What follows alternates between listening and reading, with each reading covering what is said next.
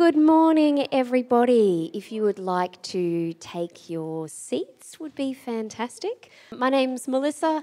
I have the lucky job of being the venue supervisor here at our beautiful Caboolture Regional Art Gallery. Before we begin, I would like to respectfully acknowledge the Gubbi Gubbi and Undambi people and the traditional country on which this event takes place. And I acknowledge elders, past, present, and emerging. I also recognise those whose ongoing effort to protect and promote Aboriginal and Torres Strait Islander cultures will leave a lasting legacy for future elders and leaders. And we do a little thing for kids, which I think is actually a really nice way of encouraging you to also think about it. So if you could repeat after me. Here is the land. Here is the sky. Here are my friends. And so am I. And we respect the traditional custodians of this country on which we learn, play, and come to beautiful exhibitions. So thank you very much for joining us. So this morning we have our first event in 5 months at the gallery.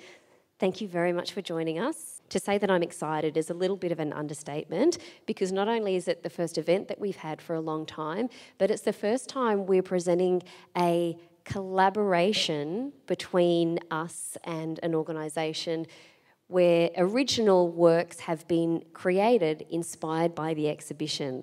So we're kind of creating a new style of event, creative collaborations, where brand new poems have been written in response to this beautiful exhibition. So it's really exciting, and I couldn't have imagined that we would have gotten here. Originally, we were just going to video these beautiful poets and put them up online because we didn't even know if we could have events. So the fact that we're having an event and we've got everyone here is goosebumpy. So thanks so much for joining us. You've been listening to the beautiful sounds of Doc and Summer in the foyer there. You'll hear a bit more from them later on. The first part of the morning, we're going to listen to some amazing poems by the North Pine Bush poets. And then the second part, we're going to have a really casual discussion about the intersection between visual art and poetry. So relax, enjoy, and I am going to pass over to the North Pine Bush poets for the debut of original poems written just for this exhibition.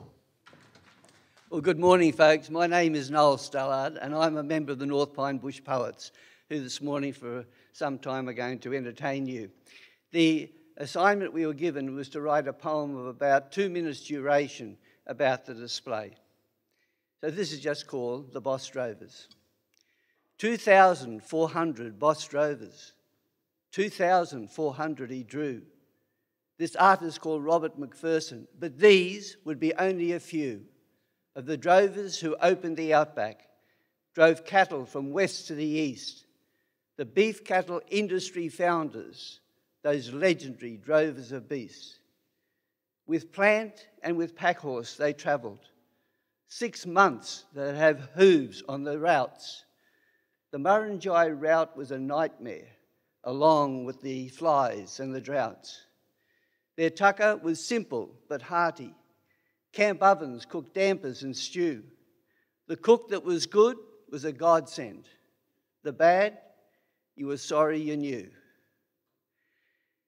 And each drover depended on others, so mateship pervaded the crew. Horse tailors provided fresh horses, and ringers these horses would shoe. The cook went ahead to the campsite, preparing the meal for the night. When drovers arrived, it was ready to eat by the camp's firelight. Real danger, a daily encounter from nature and cattle that rush. A rush was when cattle were frightened and charged through the scrub's underbrush. Then drovers on night horses galloped through scrub till they got to the top, then turned the lead back on the others, and then this wild rushing would stop. Perhaps through this art there'll be interest, so Aussies who don't have a clue might value the drovers' achievements, might value what drovers went through, the courage and skill and the mateship the drovers displayed day by day. The drovers displayed, come what may, embodied this true Aussie spirit, a spirit still with us today. Thank you. It's my pleasure to introduce Kay Gorring, folks.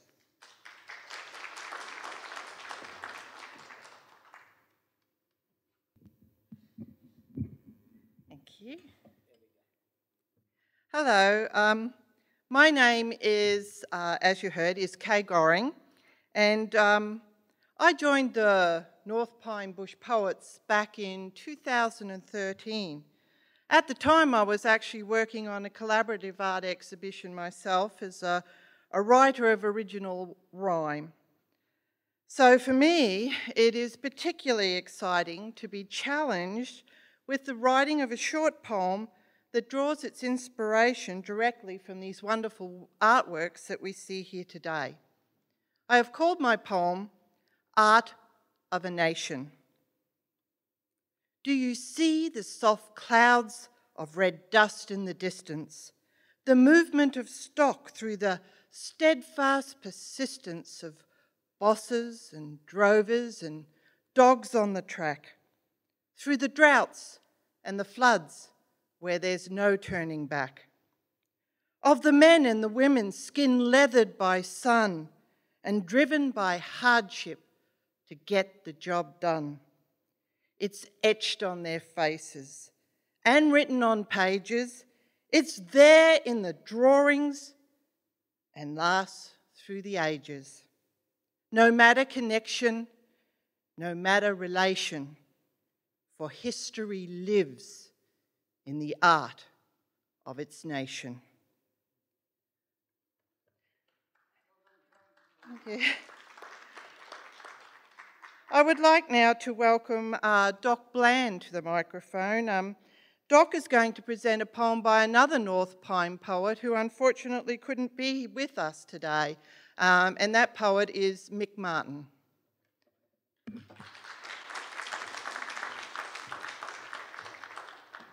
So, yeah, Mick Martin has written this poem in line with the fact that when the artist was drawing all of these beautiful portraits, he took on the aspect of a 10-year-old called Robert Peeney. And so Mick has written this poem as the 10-year-old Robert talking to his teacher, a dialogue between the two of them. Now, Robert, tell your story. All the class are keen to hear of drovers and the stock routes. Speak up now and tell it clear. And share your lovely pictures of the bosses on their horse. And don't forget those ladies. Oh, I know you won't, of course. Well, miss, I suppose I ought to start with what boss drovers are. They're rough and tough and fiery, and they come from near and far. They sign a piece of paper saying they will bring the stock from far away to places near, as many as they've got. They have some hardy workers. Well, they call them drovers too.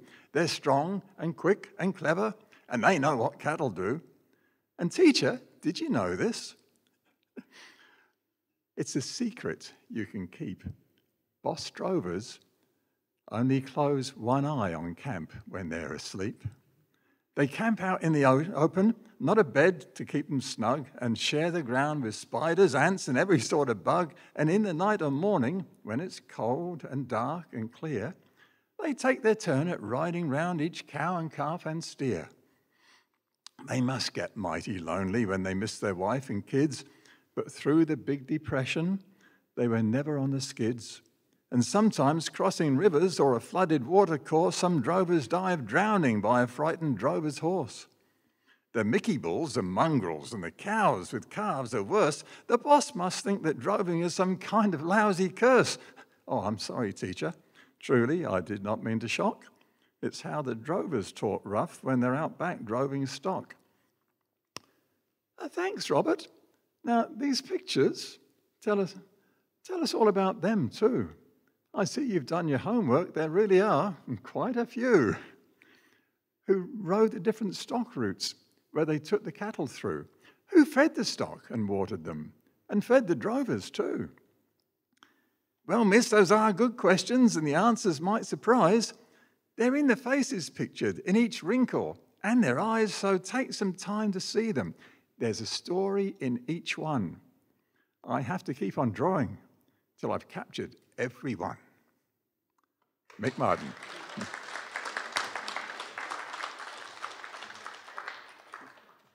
And now it's my pleasure to welcome to the microphone Mr. Mal Beveridge.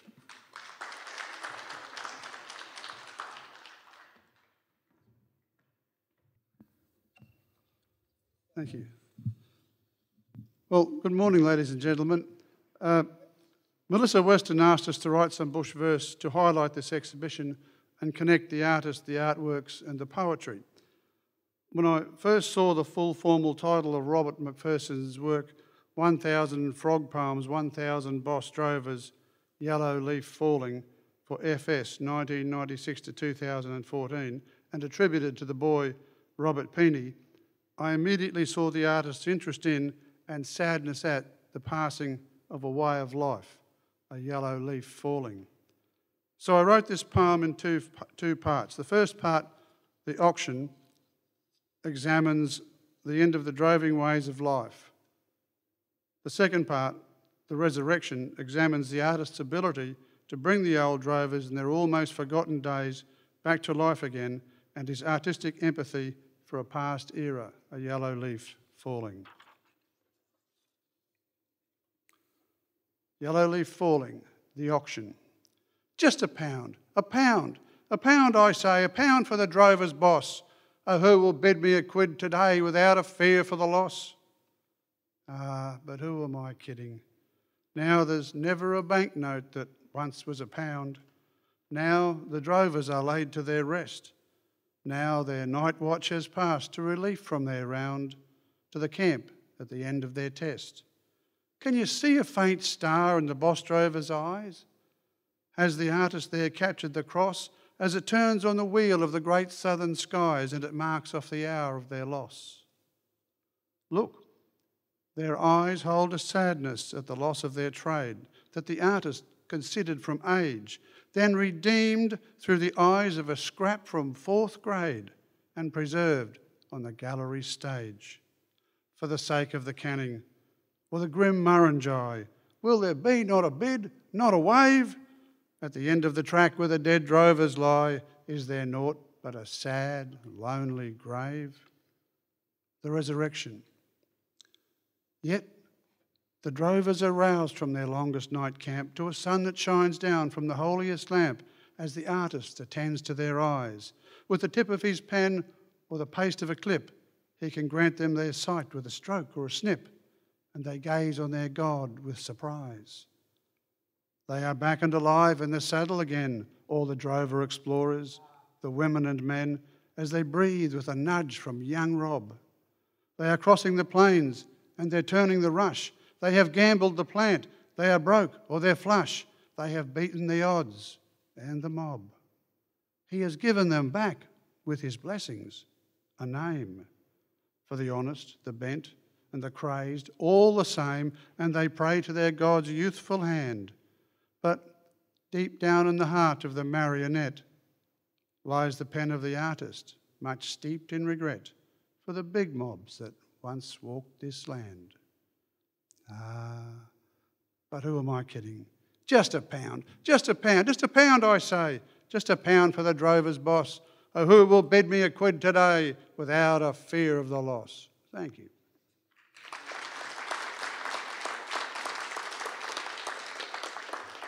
And now it's my very great pleasure to welcome back to the microphone Kay Gorring and to perform one of her wonderful award-winning poems.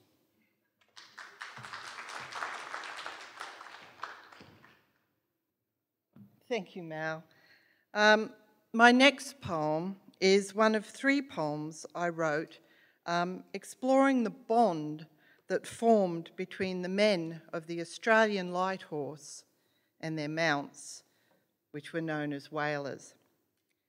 These mixed breed horses were strong, versatile, and uniquely suited to Australia's harsh climate. Their calm and willing nature made them particularly valuable for moving of stock across the vast expanses of the stock routes. Unfortunately for the whaler, these same qualities made them a perfect warhorse. When Australia declared war, many drovers signed up and took their horses with them. This poem imagines the life of one such horse and is told from the horse's perspective. I call it the stockman's choice. I was born a horse on a mountain ridge with a savage storm in sight, when the thunder roared and the lightning flashed and the day turned into night. And I heard the call of the wild horse mob as my mother pawed the ground, and she urged me up on my shaking legs as the brumbies gathered round. Then we turned and ran for the snowy tops, high above old Jindabyne, through the deep ravines and the fallen logs as we scaled its steep incline. And the valleys rang with 1,000 hooves, and their thunder matched the skies, and sparks threw light from the flinted stones like the fire in our eyes. With the blood of whalers and station studs running strong within our veins, we knew every inch of those alpine slopes and the fragile frost-swept plains. And I grew up proud, and I grew up strong, where the snow gums brushed the sky, and I learnt to thrive on the brittle grass and the dew when times were dry. But the mountain riders were toughened men, and they knew their country well, as they chose the best from among us all, with an eye to buy and sell. So when old enough, that's the way it was, I was captured in a pen, and I met the likes of the breakers there, and I learned the ways of men. Then a stockman bought, and he trained me well, with a firm and gentle voice, and a bond was forged in a rugged land, for I was the stockman's choice. Then a war broke out on a foreign shore, and the Anzac spirit rose, and the stockman rode as a soldier now, and I was the horse he chose. And the rifles roared like the thunderstorm, and their muzzles flashed with light, and the thick black smoke and the choking dust quickly turned the day to night. But we fought with pride for our southern sky, for the country of our birth, though the guns spat pain and an early death, and life held little worth. And we rode the length of those arid lands as we viewed the gates to hell, till we felt the sting of the bullet's bite, and on foreign sands we fell. And I heard the call of the wounded men, and I heard the stockman's voice as he urged me up on my shaking legs, for I was the stockman's choice. And I went to him on those blood-drenched sands, and I got him to the line, but the price I paid made the stockman curse his life at the cost of mine. And he leaned in close with his whispered words when he knew what must be done, and his eyes grew moist as he stroked my side, and he sadly aimed his gun. So I died a horse on those desert sands, while the soldier stayed to fight when his rifle roared and the muzzle flashed and the day turned into night. Now my spirit roams on my mountain home, but I listen for his voice. Then I'll go to him and I'll bring him back, for I was the stockman's choice. Thank you.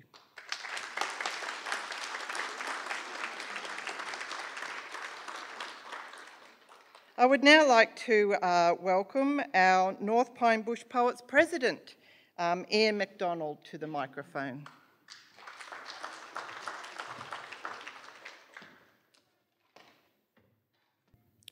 Good morning, ladies and gentlemen. Before I start, I would just like to thank Melissa for inviting us here today and making it so that we can perform in front of you some of our favourite poems. There have been many poems and stories written about our early explorers, adventurers, and bushrangers. But with few exceptions, very little was ever written about the women folk and all the hardships they had to endure in those very early years of settlement. The poet George Essex Evans helped rectify this with his poem called The Women of the West. They left their Vine Reef cottage and the mansions on the hill, the houses in the busy streets where life was never still, the pleasures of the city and the friends they cherished best. For love, they faced the wilderness, the women of the West. The roar and rush and fever of the city died away, and the old-time joys and faces, they were gone for many a day. In their place, the lurching coach wheels, or the creaking bullock chains, or the everlasting sameness of the never-ending plains. In a slab-built zinc-roofed homestead on some lately taken run, in a tent beside the embankment of a railway just begun, in the huts of new selections, on the camps of man's unrest, on the frontiers of our nation, lived the women of the West. The red sun robbed their beauty, and in weariness and pain, the slow years steal the nameless grace that never comes again. And there are hours men cannot soothe, and words men cannot say. The nearest woman's face may be 100 miles away. The wild bush holds the secrets of the longings and desires when the white stars in reverence light their holy altar fires. And silence, like the touch of God, sinks deep into the breast. Perchance he hears and understands the women of the West. For them, no trumpet sounds a call, no poet plies his art. They only hear the beating of the gallant, loving heart. For they have sung with silent songs, the songs all songs above, the holiness of sacrifice, the dignity of love. Well have we held our Father's creed. No call has passed us by. They faced and fought the wilderness. They sent our sons to die. And we have hearts to do and dare, and yet, over all the rest, the hearts that made our nation were the women of the West. George Essex Evans, thank you. And now we will hear from Doc once again. Doc Bland. Okay, so I'm Doc. This is my daughter, Summer. We're going to sing about one of the most well-known of the drovers, Clancy of the Overflow. Now, you probably all know the poem written by... Banjo Patterson. Thank you. Banjo Patterson. Yes, we'll need that too. So, who could ever forget? What Banjo didn't realise was that he should have put in a little bit more excitement into the poem. So that's what we've done. It's not only been put to music by others that we're going to do, but also we're going to include some sound effects just to liven it up a little bit. and that's where you come in. We need a volunteer. If only there was someone with cabaret experience who could volunteer to come and help. Oh, look, Melissa. Give her a round of applause, everybody. What a setup. Okay, so very easy. What we'd like, yes, put the hat on. Not going to put on my hair, I'm Okay, afraid. so we'll have these call cards. So what Melissa is going to do, which she has no idea she was going to do, she's going to use these. These are the sound effects, right, that Banjo should have used when he wrote the poem. So when we mention anything about Clancy, Melissa's going to raise this, and it will, and you'll all say, "G'day." And when it's droving and cattle and stuff, then there's moo, and if it's sheep and shearing, bar, and there's a few other little sound effects in there for good measure. Okay. But it's not as tall as you, Doc. Okay. Who said that? Oh, hello. I wouldn't dare. Okay. All right, so Clancy the Overflow, the way it really should have been done. So, I had written him a letter which I had, for want of better knowledge, sent to where I met him down the Lachlan years ago. He was shearing when I knew him, so I sent a letter to him just on spec, addressed as follows: Clancy of the Overflow. It's very good. And an answer came directed in a writing unexpected, and I think the same was written with a thumbnail dipped in tar. Was his shearing mate who wrote it, and verbatim I will quote it: Clancy's gone to Queensland droving, and we don't know where he are. In my wild erratic fancy, visions come to me of Clancy, gone a droving down the Cooper where the western drovers go. As the stock are slowly stringing, Clancy rides behind them singing, for a drover's life has pleasures that the towns will never know. Try and keep up. And the bush has friends to greet him, and their kindly voices meet him in the murmur of the breezes and the river on its bars. No, not that sort of bars. And he sees a vision splendid of the sunlit plains extended, and at night the wondrous glory of the everlasting stars. I am sitting in my dingy little office, where a stingy ray of sunlight struggles feebly down between the houses tall. And the fetid air and gritty of the dusty, dirty city, through the open window floating, sheds its foulness over all. And in place of lowing cattle, I can hear the fiendish rattle of the tramways and the buses making hurry down the street. And the language uninviting, Melissa, really, of the gutter children fighting comes fitfully and faintly through the ceaseless tramp of feet.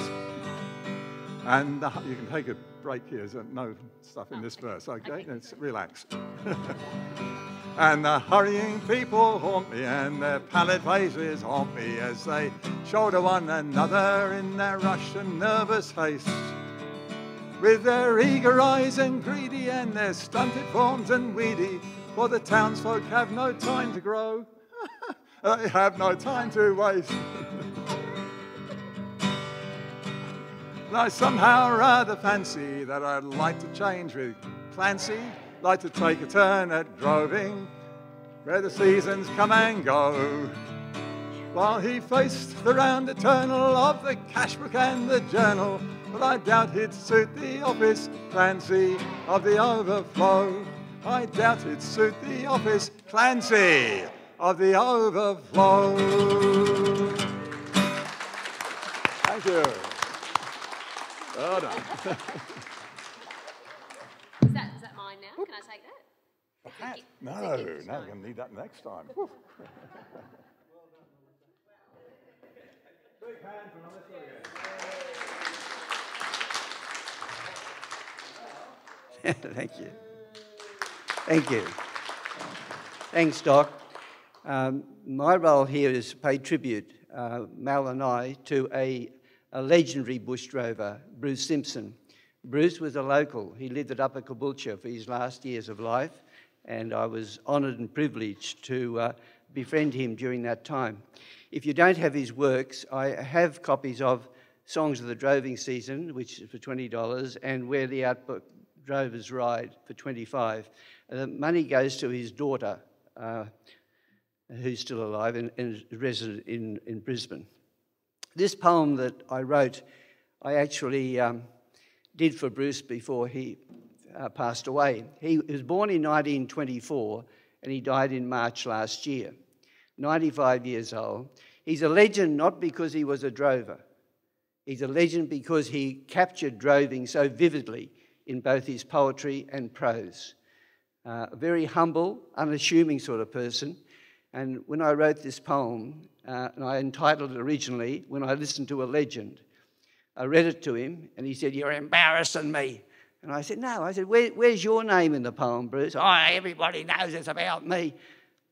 But I deliberately didn't put his name in. But since he's passed away, I've changed it.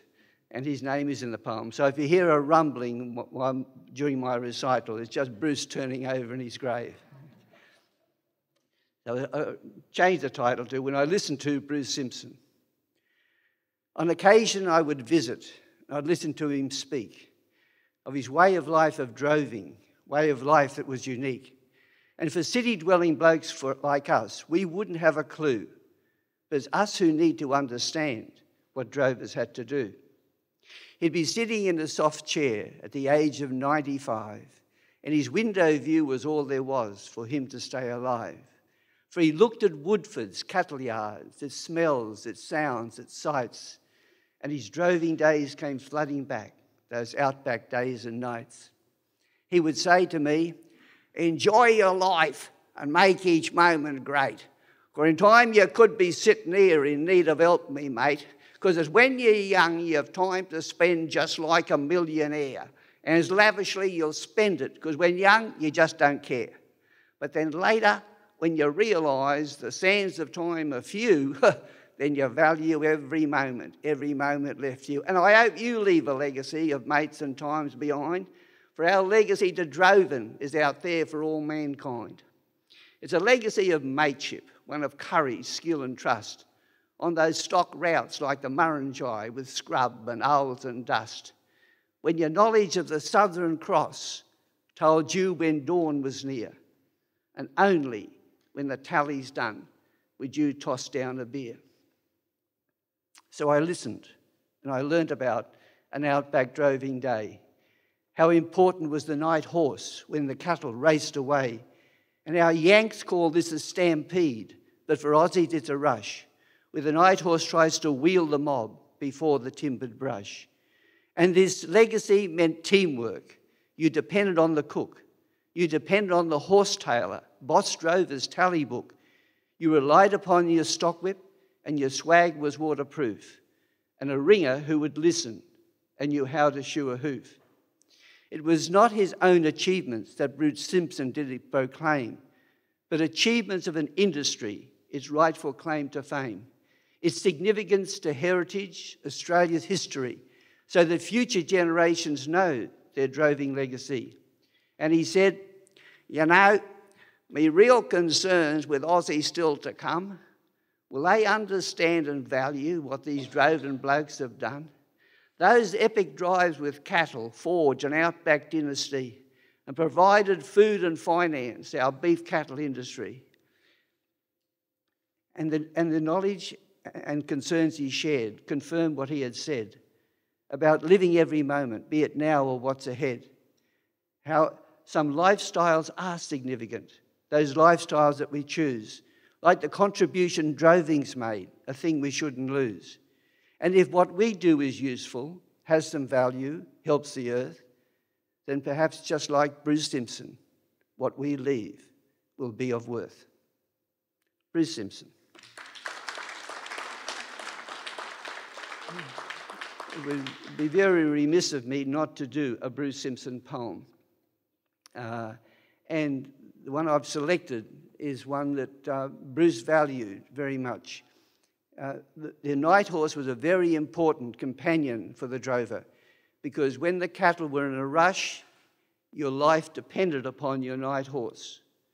And Bruce knew that so well.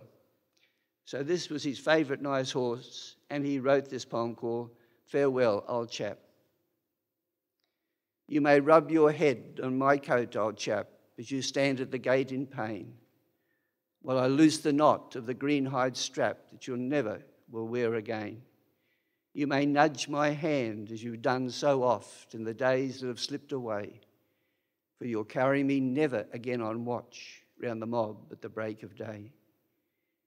You will draft no more where the grey dust swings from the camp on the black soil plain. You will prop no more by the stockyard wing when we yard for the cattle train. No more you'll wait for the mob to splash in the light of a storm-lit sky, with the thunders roar and the timbers crash round the camp and the Murrinjai. Near again by a night horse break you'll doze in the chill of a winter's night, when the south wind moans and the backlog glows and the stars wink cold and white. We may find another with swinging gait to hack through the trucking town, and there will be others to quietly wait by the break when the sun goes down. We may find another to match your pace through scrub when the fireworks start, but never another to take the place that you hold in a horseman's heart.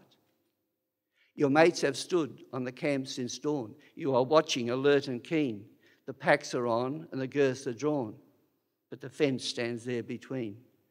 The plant is off on the road again, and here by the paddock gate, in days to follow and all in vain, you'll whinny and watch and wait.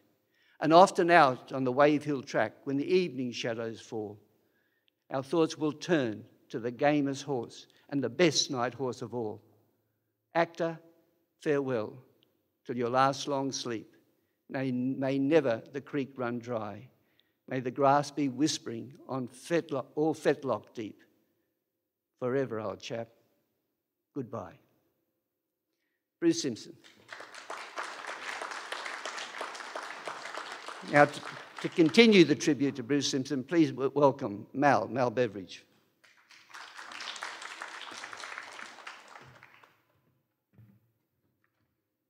Thanks, Noel. As Noel has just said, one of the most important things the most important horse in the drover's plant was the night horse. And this poem by Bruce Simpson tells the short tale of a drover riding round the camp at night in the last watch of the evening. And the last watch was called the daylight watch. The daylight watch is a graveyard shift from 3 till the dawn comes stealing, while a billion stars in the heavens drift to the planet's steady wheeling. The cross hangs low in the southern sky as the last watch slowly passes. No bullock stirs as my horse goes by, hooves quiet on the dew-damp grasses. I ride on watch with the loose-held rein, my tryst with the darkness keeping, round the cattle camp on the narrow plain where the big store mob is sleeping. I ride and sing, lest the mob take fright and rush like a torrent flowing to smash forever the calm of night in the wake of their frantic going. I watch and wait for the glow of dawn that will herald the coming morrow, but night holds sway and the curlews mourn like souls in the vale of sorrow. It's an eerie shift for a man alone ere dawn when the night is dying. A chill wind blows and the gidgeys moan as ghosts of the past come sighing. That's The Daylight Watch by Bruce Simpson. Ladies and gentlemen, when I first was invited to this